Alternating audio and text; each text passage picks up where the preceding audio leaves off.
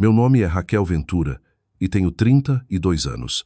Por a maior parte da minha vida adulta, meu pai não me tratava como sua filha. Ele me tratava como a mulher que podia chamar quando os pisos precisavam ser polidos, os pratos precisavam ser lavados e a imagem da família precisava ser salva. Minha irmã mais nova era aquela que ele apresentava com orgulho. Eu era aquela que ele apontava para a cozinha. Na noite anterior à véspera de Natal, eu estava no meu apartamento em São Paulo revisando um contrato que poderia mudar minha empresa para sempre. Quando meu telefone tocou, eu já conhecia aquele tom na voz dele, antes mesmo de ele terminar a primeira frase. Ele não estava pedindo, estava ordenando. Minha irmã tinha convidados importantes vindo para casa no Rio de Janeiro na noite seguinte. 15 pessoas, ele disse. Como se isso tornasse pequeno. O chefe dela estaria lá, um homem que meu pai vinha tentando impressionar há meses. Então ele acrescentou, não torne isso difícil. Minha mãe estava ao fundo, calma e cruel, dizendo que essa era a única coisa para a qual eu servia. Cozinhar, limpar, servir, sorrir, desaparecer. Esse era o papel que eles haviam escrito para mim, mas o que eles não sabiam era que, enquanto eles planejavam me colocar atrás do fogão deles, o mesmo CEO já tinha meu nome em um pacote confidencial na sala de reuniões. Ele havia lido minha proposta, ele havia visto minha fotografia, e no dia 26 de dezembro, ele deveria decidir se minha empresa merecia um contrato de vários milhões de reais. Então eu sorri para o telefone, disse que entendia e reservei um voo para o Rio de Janeiro. Na noite seguinte, a cozinha deles estava vazia, minha irmã estava pálida, meu pai estava em pânico e o CEO que ele queria impressionar congelou no corredor quando viu minha foto na parede. Antes de contar o que aconteceu depois disso, me diga como está o tempo aí onde você está agora. Isso combina com o seu humor hoje? E se você já foi tratado como invisível na própria família, fique comigo porque esta história é sobre a noite em que finalmente parei de encolher para que outras pessoas pudessem se sentir maiores. Quando aquela ligação terminou, eu fiquei sentada em silêncio com o telefone ainda na mão.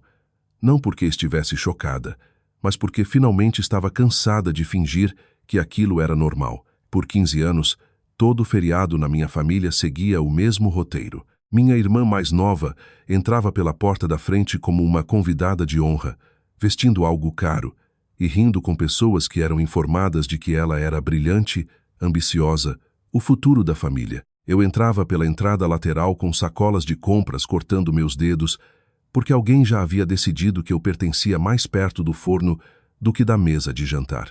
No dia de ação de graças, eu cortava o peru enquanto meu pai contava aos amigos sobre a carreira de marketing da minha irmã em Manhattan. Na Páscoa, eu lavava taças de vinho enquanto minha mãe mostrava a todos a nova vista do escritório da minha irmã. Na manhã de Natal, eu era quem recolhia o papel de embrulho do chão enquanto todos posavam para fotos.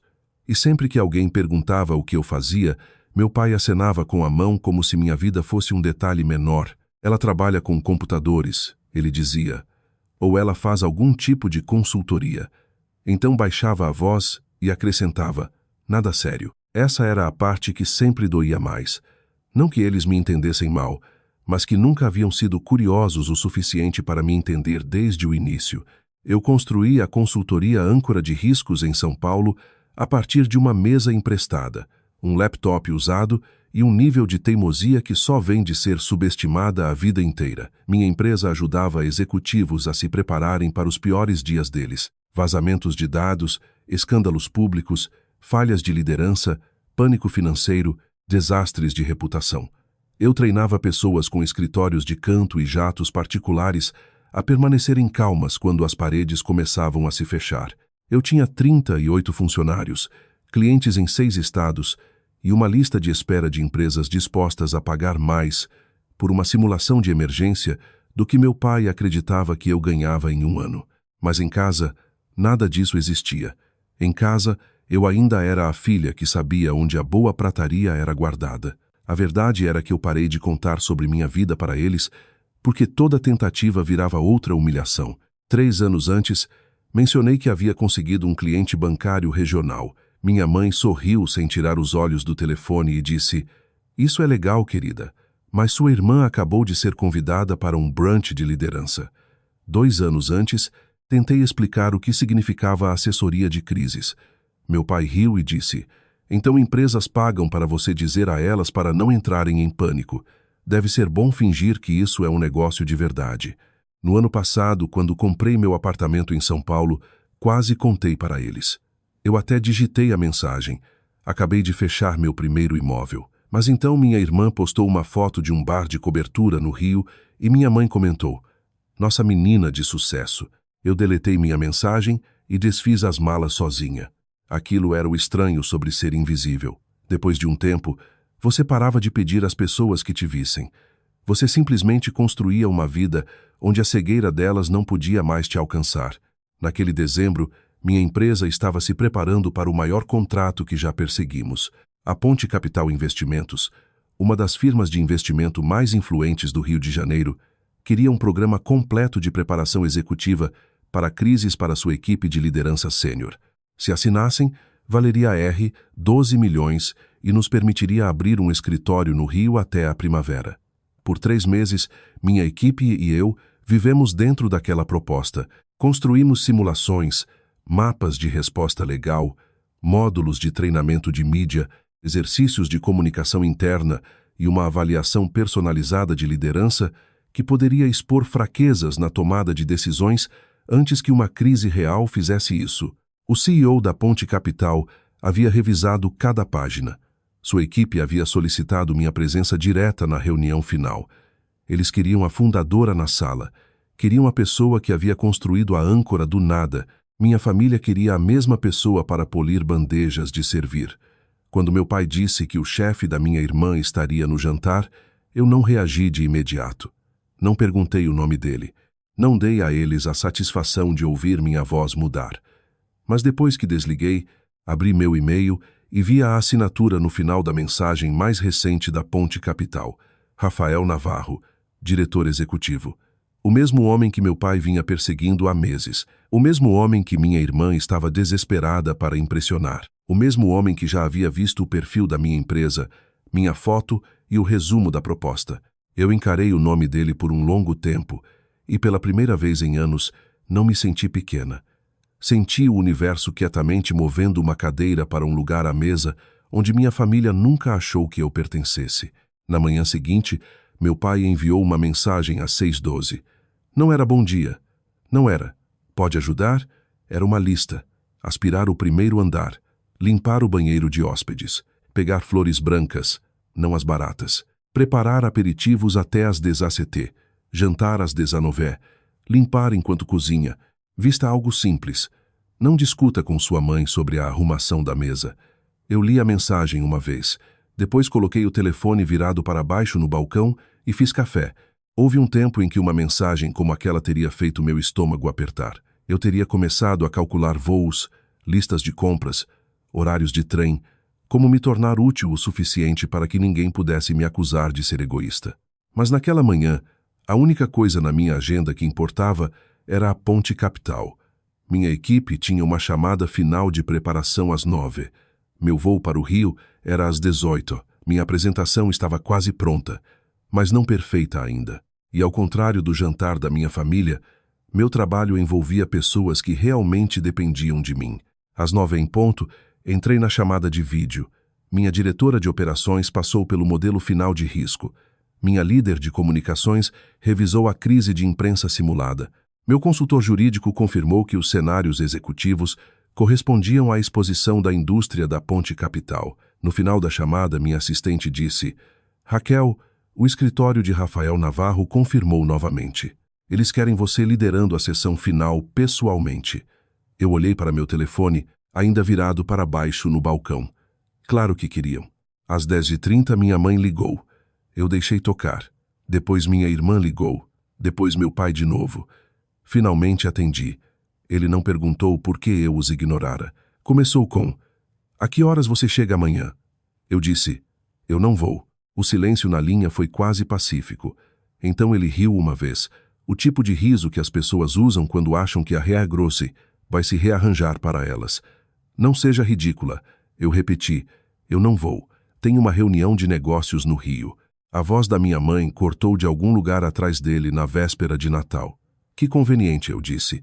A reunião é no dia 26, mas preciso estar no Rio amanhã. O tom do meu pai afiou. Sua irmã tem 15 convidados chegando. Convidados importantes. Você sabia que precisávamos de você? Não, eu disse. Vocês presumiram que podiam me usar. Foi quando a ligação ficou feia. Meu pai disse que eu estava envergonhando a família. Minha mãe disse que eu tinha ciúme da minha irmã. Minha irmã pegou o telefone e sibilou que Rafael Navarro estava vindo. E se eu arruinasse a chance dela de impressioná-lo, ela nunca me perdoaria. Eu quase contei a ela que ele ia me ver 2 dias depois. Quase disse: o homem que vocês estão tentando impressionar vem lendo meu trabalho há 3 meses, mas algo me parou. Eles não mereciam um aviso, mereciam um espelho. Então eu disse: estou enviando várias opções de emergência. Chefes particulares, pratos de feriado, equipes de limpeza e staff de eventos. Liguem para eles agora. Meu pai estalou. Não precisamos de estranhos em nossa casa. Precisamos que você faça seu trabalho. Meu trabalho? Eu repeti baixinho. Sim, ele disse. Pela primeira vez, seja útil. Aquela foi a última frase que eu precisava ouvir. Eu abri o grupo da família e enviei 5 contatos de emergência com números de telefone, preços e notas sobre disponibilidade. Eu sabia que pelo menos 2 deles ainda poderiam montar um jantar respeitável se minha família ligasse imediatamente e pagasse a taxa de feriado. Minha mãe respondeu com uma frase: não deveríamos ter que pagar estranhos quando temos uma filha. Minha irmã enviou: você é nojenta. Meu pai não enviou nada, o que de alguma forma disse mais do que os 2. Eu desliguei as notificações e arrumei minha mala. Terno azul marinho, saltos pretos, laptop, clicker de apresentação, proposta impressa, drive de backup de emergência.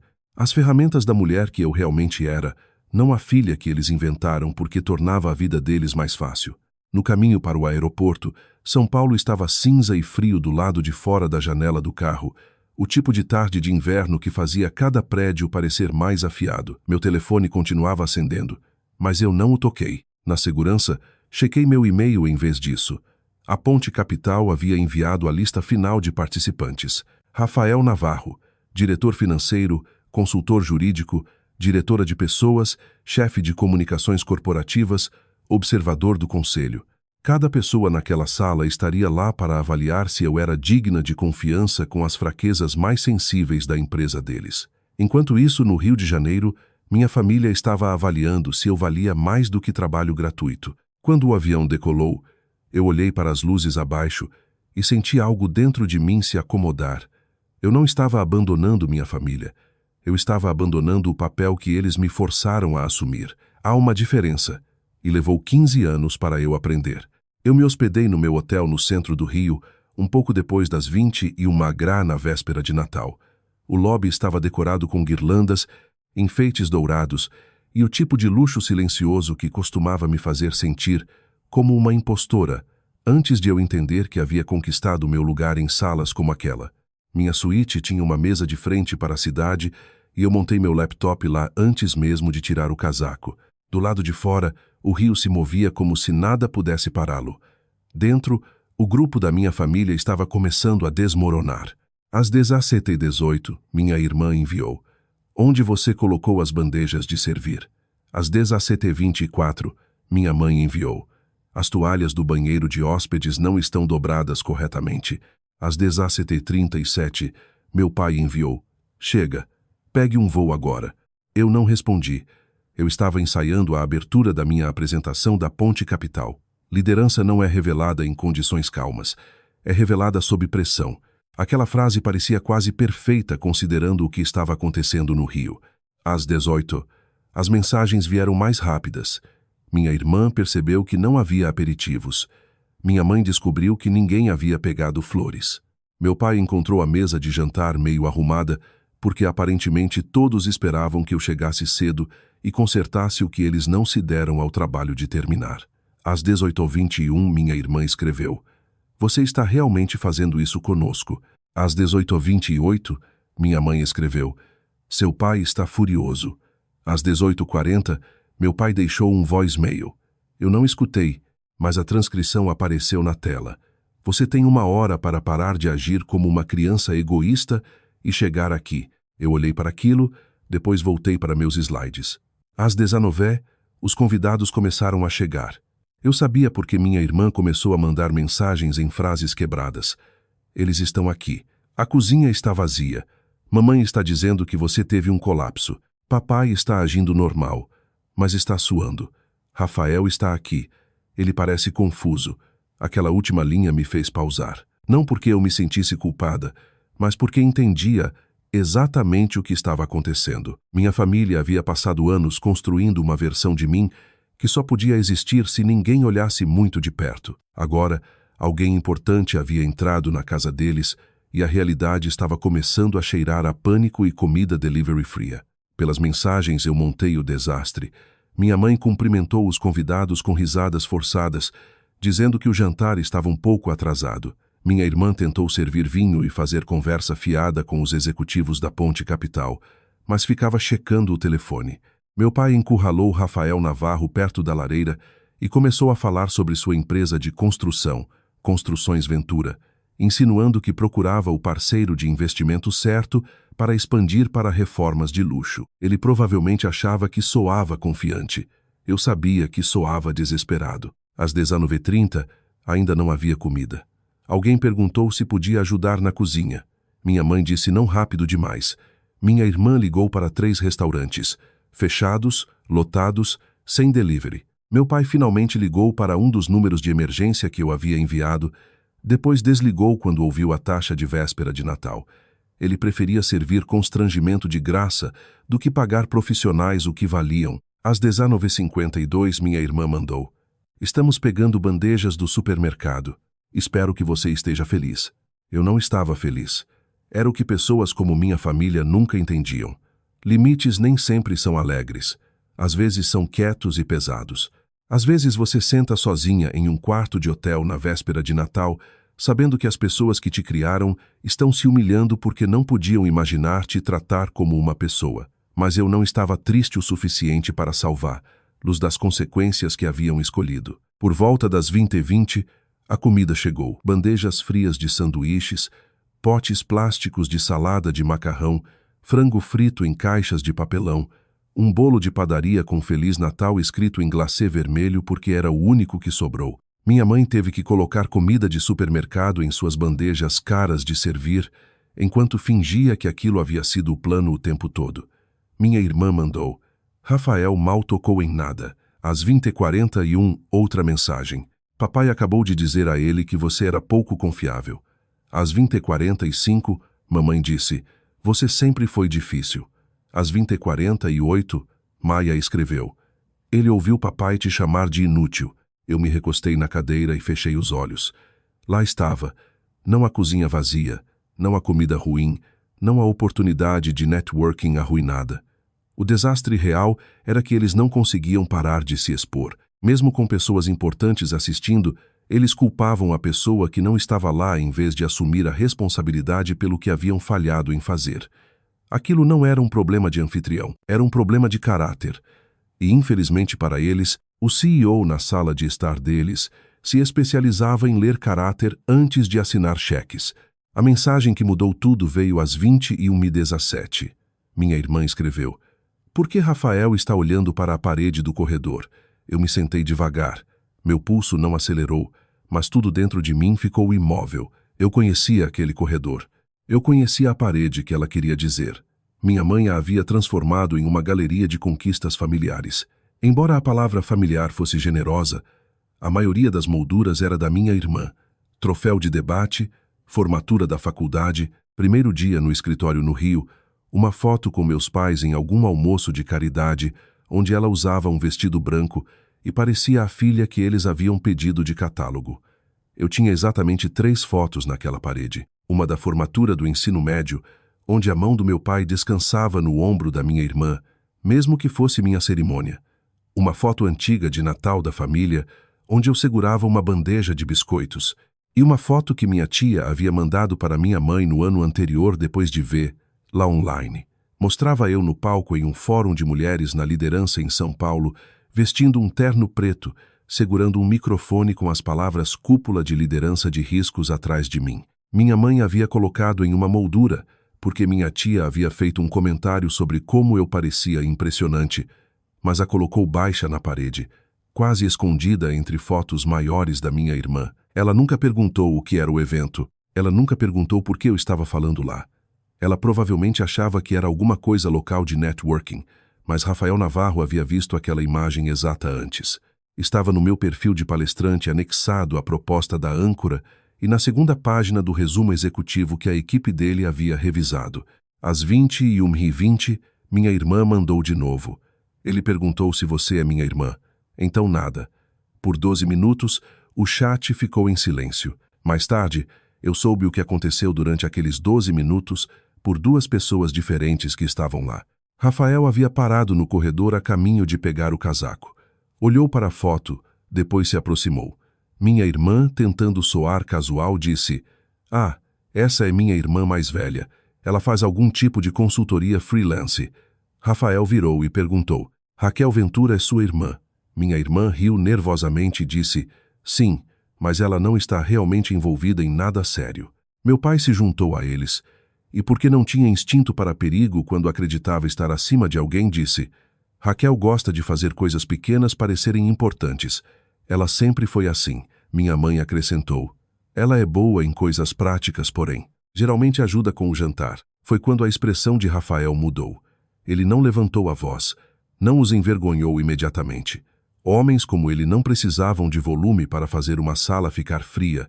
Ele simplesmente perguntou: "O que exatamente Raquel faz?" Meu pai deu de ombros. "Consultoria, alguma coisa de escritório." Minha mãe disse: "Nós nunca entendemos realmente." Minha irmã, desesperada para recuperar, disse: "Ela não faz parte desta noite. Eu sou quem trabalha com a Ponte Capital." Rafael olhou de um rosto para outro e perguntou: "Algum de vocês já visitou o escritório dela?" Ninguém respondeu. Ele perguntou: "Vocês já perguntaram sobre os clientes dela?" Silêncio. Ele perguntou: "Vocês sabem por que ela está no Rio esta semana?" Meu pai franziu a testa e disse: "Ela alega que tem uma reunião de negócios." Rafael assentiu devagar e disse: "Entendi." Aquilo foi tudo. 2 palavras. Entendi. Mas pelo que me contaram, a sala inteira sentiu a mudança. Meu pai tentou puxá-lo de volta para a conversa sobre o investimento na construção. Rafael não mordeu a isca. Minha mãe tentou brincar que toda a família tinha uma criança dramática. Rafael não sorriu. Minha irmã tentou propor uma ideia de campanha para o programa de alcance comunitário da Ponte Capital. Ele disse: "Esta noite pode não ser o momento apropriado." Então agradeceu pelo convite, vestiu o casaco e saiu antes da sobremesa. Às 21h39, minha irmã finalmente me mandou: "O que você fez?" Eu quase ri, não porque fosse engraçado, mas porque a pergunta era tão perfeitamente ao contrário. Eu não havia feito nada. Aquele era o ponto inteiro. Eu não os expus. Não interrompi o jantar deles. Não liguei para Rafael. Não enviei prova para ele. Eu simplesmente me retirei do papel que mantinha a ilusão deles viva, e a coisa toda desmoronou sem eu segurá-la. Às 22h04, meu pai deixou outro voicemail. Eu escutei aquele. A voz dele estava baixa e furiosa. "Eu não sei que jogo você está jogando, mas nos fez parecer idiotas esta noite. Você vai me ligar pela manhã e se explicar." Eu deletei. Então abri o deck da Ponte Capital mais uma vez e revisei o slide final. O título original era Liderando através de crises. Eu mudei para Responsabilidade sob pressão. Era mais preciso. Antes de continuarmos, deixe-me perguntar algo. Você já viu alguém te subestimar tão completamente que a verdade parecia quase impossível quando finalmente apareceu? Você teria se explicado imediatamente ou teria deixado eles descobrirem a verdade da maneira mais inesquecível possível? Me diga o que você teria feito. Porque na manhã seguinte foi quando meu pai aprendeu que a mulher que ele chamava de inútil era a pessoa entre ele e o investimento que ele mais queria. No dia 26 de dezembro, eu cheguei à Ponte Capital Investimentos 20 minutos cedo. O escritório deles ficava em um andar alto no Rio de Janeiro. Paredes de vidro, carpetes silenciosos e salas de conferência nomeadas após pontes antigas. Eu vestia um terno cinza carvão, carregava uma pasta de couro e sentia a calma estranha que vem quando você sabe que já sobreviveu a salas piores do que aquela que estava prestes a entrar. Uma recepcionista me levou à sala de reuniões principal, onde minha equipe já havia conectado a apresentação. Pelas janelas, a cidade parecia afiada e brilhante, como se o Natal a tivesse lavado limpa. Exatamente às 9, Rafael Navarro entrou com seu diretor financeiro, consultor jurídico, diretora de pessoas e chefe de comunicações. Ele apertou minha mão primeiro. Sirta, Ventura disse, é bom finalmente te conhecer pessoalmente. O rosto dele não entregava nada. Eu disse, igualmente. Então ele segurou meu olhar por meio segundo a mais e acrescentou, acredito que estive na casa dos seus pais 2 noites atrás. A sala ficou muito quieta. Minha equipe sabia o suficiente sobre minha família para entender que aquilo não era conversa fiada. Eu poderia ter pedido desculpas. Poderia ter exagerado na explicação. Poderia ter tentado me separar do desastre. Em vez disso, eu disse, então você já viu uma demonstração ao vivo do que acontece quando as pessoas confundem controle com liderança. Por um segundo, ninguém se mexeu. Então Rafael sorriu. Não um sorriso educado, um sorriso de verdade. Ele puxou uma cadeira e sentou. É exatamente por isso que eu queria continuar esta reunião. Eu tomei meu lugar na frente da sala e comecei. O primeiro slide mostrava uma frase simples. A pressão não cria caráter, ela revela. Eu os levei pelo programa que a âncora havia projetado para a Ponte Capital. Uma violação de dados simulada antes da abertura do mercado. Um vazamento interno falso envolvendo compensação executiva. Uma investigação hostil da mídia. Um conflito no nível do conselho sobre divulgação atrasada, pânico de funcionários, pressão de investidores, escalada nas redes sociais. Todo o cenário foi construído para testar não o que os líderes diziam acreditar, mas o que faziam quando a culpa se tornava conveniente. Enquanto eu falava, podia sentir a sala se inclinando para a frente. Aquilo não era teoria para eles. Era risco, era dinheiro, era reputação. Era a diferença entre uma empresa que sobrevivia a uma crise e uma que se tornava um conto de advertência. Rafael fez perguntas afiadas. Seu consultor jurídico desafiou nosso cronograma. Seu chefe de comunicações queria mais detalhes sobre disciplina de mensagens. Sua diretora de pessoas perguntou como medíamos a responsabilidade de liderança após a simulação. Eu respondi cada pergunta com clareza, porque aquele era meu mundo, não a cozinha, não o corredor onde meu pai latiu ordens. Aquela estratégia, pressão, tomada de decisões, consequências. Perto do fim, Rafael cruzou as mãos e disse, quero abordar algo diretamente. 2 noites atrás, eu vi uma família culpar uma mulher ausente pela própria falta de preparação. Eu vi pessoas falarem de você com desprezo enquanto estavam sob uma fotografia que provava que nunca se deram ao trabalho de aprender quem você era. Hoje, eu vi você explicar liderança de crises melhor do que qualquer um que eu trouxe para esta empresa. Ele se virou para sua equipe. Esse contraste me diz tudo o que preciso saber. O diretor financeiro assentiu. O consultor jurídico fechou a pasta do contrato e a empurrou para mim. Rafael disse, a Ponte gostaria de seguir em frente com a âncora de riscos. Programa completo. Engajamento de 2 anos. R. 12 milhões. Suporte para escritório no Rio incluído. Por um momento, eu não ouvi nada além da minha própria respiração. Não porque duvidasse que merecia, mas porque parte de mim ainda se lembrava de ter 17 anos, em pé sobre uma pia cheia de pratos, enquanto meu pai contava aos convidados que minha irmã era a que tinha promessa. Eu assinei o contrato com a mão firme. Minha equipe exalou ao meu redor. Rafael assinou depois de mim, depois se levantou e apertou minha mão de novo. Parabéns, Sirta, Ventura. Depois que o champanhe foi servido, o diretor de comunicações dele perguntou se podiam anunciar a parceria no LinkedIn. Eu aprovei o texto. Não havia nada pessoal nele, nada cruel, apenas um anúncio profissional. A Ponte Capital Investimentos tinha orgulho de se associar à consultoria âncora de riscos e sua fundadora e CEO, Raquel Ventura, para fortalecer a preparação executiva para crises e a responsabilidade de liderança. Eles marcaram minha empresa e eu. Aquilo bastava.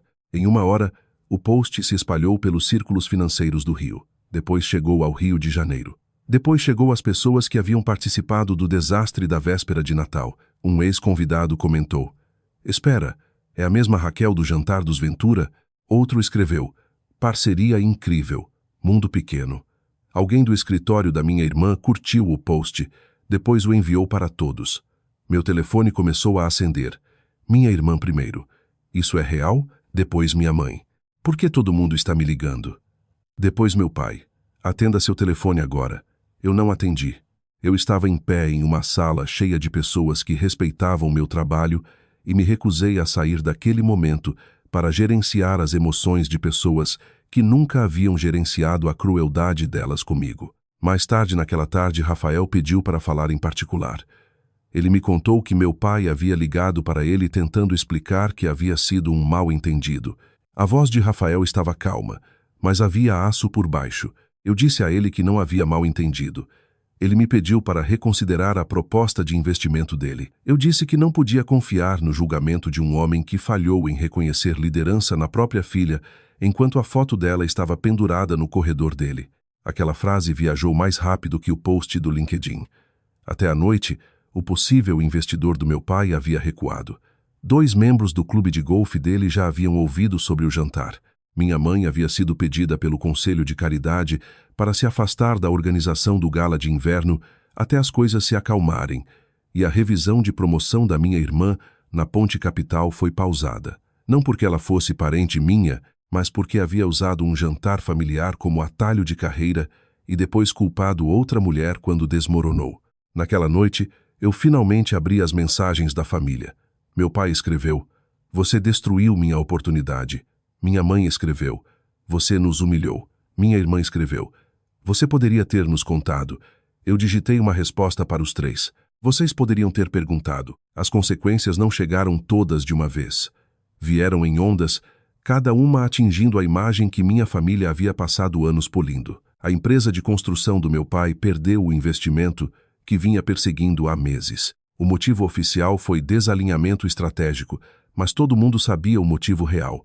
Nenhum investidor queria entregar dinheiro a um homem cujo julgamento havia virado piada no clube de campo.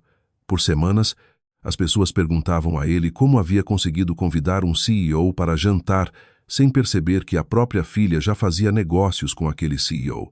No clube de golfe, alguém aparentemente chamou de o jantar de 15 pessoas com zero autoconhecimento. Minha mãe sofreu de um jeito diferente. Ela havia construído a vida em torno de ser admirada pelas mulheres certas nas salas certas, almoços de caridade, reuniões de comitê, jantares de doadores, conselhos de planejamento de feriados. Depois da véspera de Natal, aquelas salas ficaram mais frias. As pessoas não a confrontavam diretamente no início, simplesmente paravam de pedir que ela liderasse. Então o comitê do gala de inverno enviou um e-mail cuidadoso dizendo que queriam seguir em uma nova direção. A consequência da minha irmã foi mais quieta, mas mais dolorosa. Na Ponte Capital, ela não foi demitida. Rafael era profissional demais para isso, mas ela foi removida de um projeto de parceria de alta visibilidade e disseram que precisava reconstruir confiança através de consistência, julgamento e responsabilidade. Pela primeira vez na vida, ninguém correu para proteger lá do resultado do próprio comportamento. Enquanto isso, eu trabalhei. A âncora abriu seu escritório no Rio antes do planejado. Contratamos 12 novos funcionários no primeiro trimestre. Nosso programa de preparação para crises se tornou um dos serviços mais solicitados que oferecíamos. Um jornal de negócios me pediu uma entrevista sobre liderança sob pressão. E quando o repórter perguntou de onde vinha minha confiança, eu quase ri. Confiança não era onde eu comecei. Sobrevivência era. Por anos, eu havia aprendido a ficar calma enquanto as pessoas me nomeavam errado, me subestimavam, me reduziam. Acabou que aquela habilidade era valiosa em salas de reunião também. 6 semanas depois do anúncio da Ponte Capital, meu pai enviou uma mensagem que não soava como ele. "Raquel, eu gostaria de me encontrar, não para discutir, para ouvir." Eu encarei por um longo tempo antes de concordar. Eu escolhi o local, um café quieto no Rio, neutro, mas mais perto do meu mundo do que do deles. Quando chegaram, pareciam menores do que eu lembrava. Os ombros do meu pai estavam mais baixos. A maquiagem da minha mãe estava perfeita, mas os olhos cansados. Minha irmã sentou sem checar o telefone, o que pode ter sido o primeiro sinal honesto de mudança que eu já vi dela.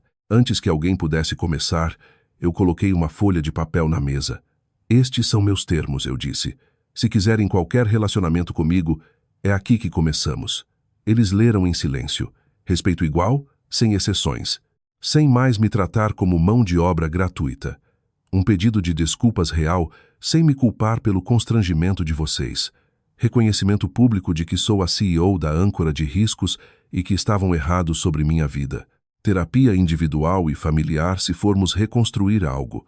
Minha mãe inspirou fundo na palavra terapia, mas meu pai não deixou ela falar primeiro. Ele olhou para mim e disse: eu sinto muito, não por ter sido pego, não por perder o investimento. Eu sinto muito porque usei você como ferramenta e chamei de família. Eu esperei. Ele continuou. Eu gostava de te ter nesse papel porque tornava minha vida mais fácil. E quando você se tornou bem-sucedida, eu não vi por que ver teria me forçado a admitir o quão mal eu te tratei. Os olhos da minha mãe se encheram de lágrimas, mas pela primeira vez eu não corri para confortá-la. Ela disse: eu fui cruel porque estava com medo. Sua irmã se encaixava na história que eu queria contar sobre nossa família. Você não. Você era independente, e eu te puni por isso. Então minha irmã falou baixinho. Eu gostava de ser a favorita.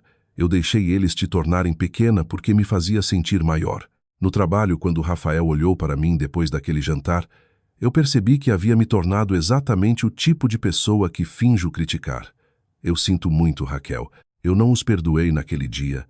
Perdão não é uma performance e não é um prêmio que as pessoas ganham dizendo as palavras certas uma vez, mas eu disse a eles que a porta não estava trancada, estava guardada. Se quisessem passar por ela, teriam que mudar o comportamento por mais tempo do que uma conversa emocional. Ao longo do ano seguinte, eles tentaram de forma imperfeita, às vezes desajeitada, mas tentaram. Meu pai corrigia as pessoas quando me chamavam de consultora naquele tom desdenhoso. Minha mãe contou ao círculo de caridade que havia estado errada sobre mim. E sim, custou o orgulho dela, que era exatamente porque importava. Minha irmã foi para a terapia e parou de me pedir favores disfarçados de emergências. No Natal seguinte, eu hospedei o jantar no meu apartamento em São Paulo. Não porque eles exigiram, porque eu escolhi e eu não cozinhei. Contratei uma equipe profissional de jantar particular, paguei a taxa completa, dei boas gorjetas e sentei na cabeceira da minha própria mesa enquanto todos eram servidos. Meu pai observou um dos servidores me chamar de Sirta Ventura. E pela primeira vez, ele não pareceu envergonhado, pareceu orgulhoso. Durante o jantar, minha mãe ergueu a taça e disse a Raquel, que construiu uma vida que deveríamos ter visto muito antes. Não foi um final perfeito. A cura real raramente é, mas foi um começo honesto. O que eu aprendi é algo que espero que você lembre. Se você está ouvindo de uma sala onde as pessoas ainda te fazem sentir pequeno, seu valor não diminui porque alguém se recusa a reconhecê-lo. Amor não deve exigir que você desapareça. Família não deve significar trabalho gratuito, dor silenciosa ou permissão vitalícia para te desrespeitar. Educação não é só o que aprendemos na escola. Às vezes, o conhecimento mais valioso vem de finalmente entender que limites não são crueldade, são autorrespeito. Eles ensinam as pessoas a te amar sem te possuir. Eles te ensinam a parar de confundir sacrifício com valor. Eu não venci porque minha família foi humilhada. Eu venci porque escolhi a mim mesma sem me destruir. Eu deixei o sucesso falar, mas também deixei a cura ter uma chance, só depois que a responsabilidade chegou primeiro. Então, se você já teve que defender seu próprio valor na frente das pessoas que deveriam protegê-lo, compartilhe sua história abaixo. Alguém lendo suas palavras pode estar exatamente onde eu estive um dia, esperando a prova de que tem permissão para parar de encolher. A equipe por trás de Vingança Confiança Quebrada está trabalhando duro para criar histórias significativas, emocionais e bem elaboradas para nosso público. Esta é uma história fictícia criada para fins educacionais com o objetivo de compartilhar lições valiosas e mensagens positivas através de narrativa dramática. O vilão nesta história mostra o quão daninhos podem ser o orgulho, o favoritismo e a negligência emocional dentro de uma família. O pai de Raquel não só a subestimou, ele tentou definir o valor dela por quão útil ela era para ele. Se você estivesse na posição de Raquel, como lidaria com alguém que te tratava como uma serva por tanto tempo,